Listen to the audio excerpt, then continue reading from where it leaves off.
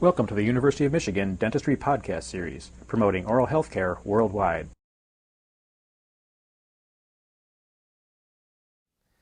Hi, I'm Dr. Gerstner, and you are? Jean. Jean.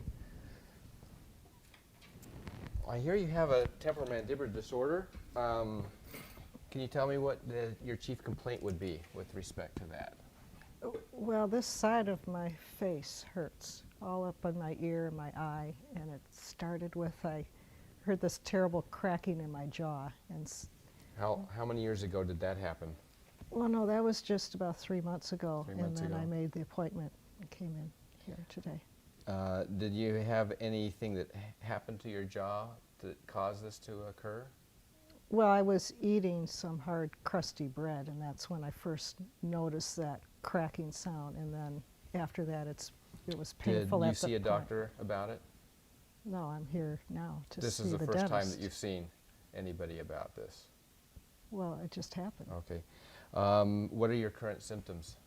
It's sore. It's just this constant, dull, sore, achy pain. And on a scale of 1 to 10, how bad would you say it is? Well, at the time it happened, it was about a 8, but now it's a constant 6 all the time. I always Okay. notice it. Okay. Does anything make your symptoms worse? Yawning, chewing hard things, Anything sleeping, make it better? not yawning, not eating, Okay. not sleeping. So now that you're here, what are your expectations? What do you think we can do for you? Well, I want to find out what it is and see if there's any type of something, exercises I can do, or I don't know. Okay. I don't know.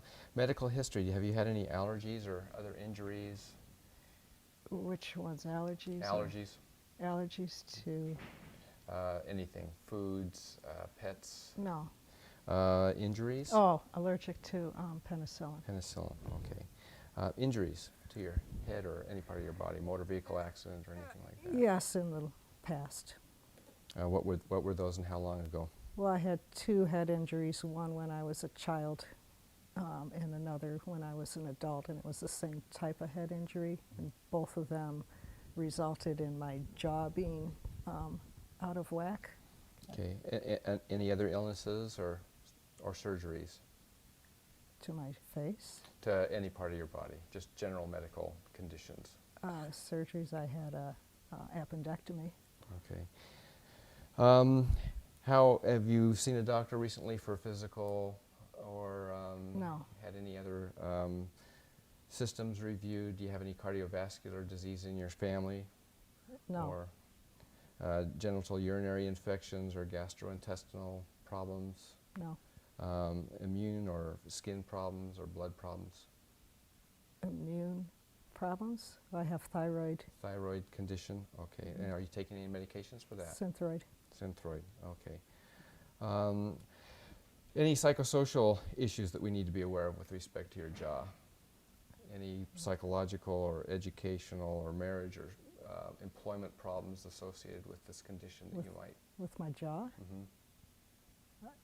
I guess I don't know what you mean. Okay, sometimes we see that stress or changes in life can cause these kind of problems or be associated with them. So I was just wondering if there's anything that you might want to, that you think might be contributing to this problem that way. Yes, for some reason, when I sleep, somehow my arms end up over my head, clenching like that. So do you sleep on your back side I or sleep on my back on your back? with my arms over my head, and then they get tighter, tighter, tighter, and I think that's crunching everything. Okay.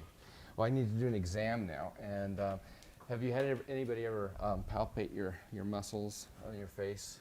I just want to press on your face and see if I can find out where your pain is. Is this sore? On this side, A little bit sore? On a scale of 1 to 10, how bad would you say it is? 6. Okay. And now? 7. Okay. And again? Nothing. Nothing? Now it hurts on this side. Okay. Okay. That's a 7. Okay.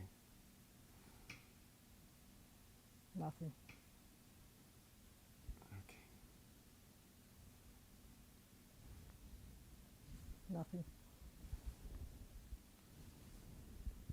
Okay, let me have you open your jaw as wide as you can and close, and open and close.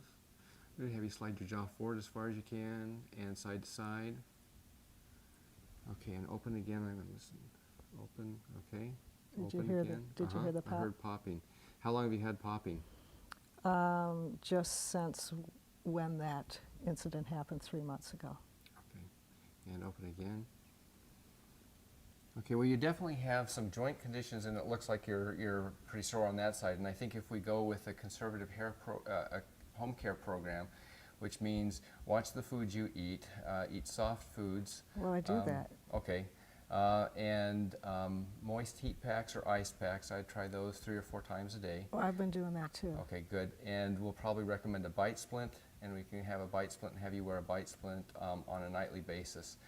And do that for about 6 weeks, and we'll determine whether your symptoms get better, and if not, then we'll try a second course of treatment beyond that. I think that should help. So, well, what kind of bite splint? well, the bite splint is a splint. It's made out of hard acrylic, and you wear it on your upper teeth typically while you sleep. And what it does is it allows the lower jaw to relax, and that relaxation will take some of the stress and tension out of the muscles. It takes about 6 weeks for it to kick in, and when it finally kicks in, you should be able to see some improvement. Well, I had one before. You have had a splint before? Oh, yeah. How often did you wear it? Well, I wore it every night, and it didn't relax my jaw. It Do you made remember me what work kind of it splint even. it was? It was plastic It was acrylic. a plastic splint. Fit over the top teeth, just like you said. Okay, and you wore it every night Mm-hmm. for how long? Years. For years. And I would end up somehow in the middle of the night taking it out without knowing it. And it still seemed not to loosen my jaw because for some reason I can't get over my arms going up like that when I sleep. I can't seem to be able to control that. Well, so who made this splint for you? It was a previous dentist? Mm-hmm. Okay, well, this one's probably going to be a different splint because we've had some research done, and we can make, I think, a better splint for you. And if we can give that a shot, knowing that we can stabilize and have a very calibrated splint, I think that we can at least determine whether the splint will help. And I think that's a good place to start.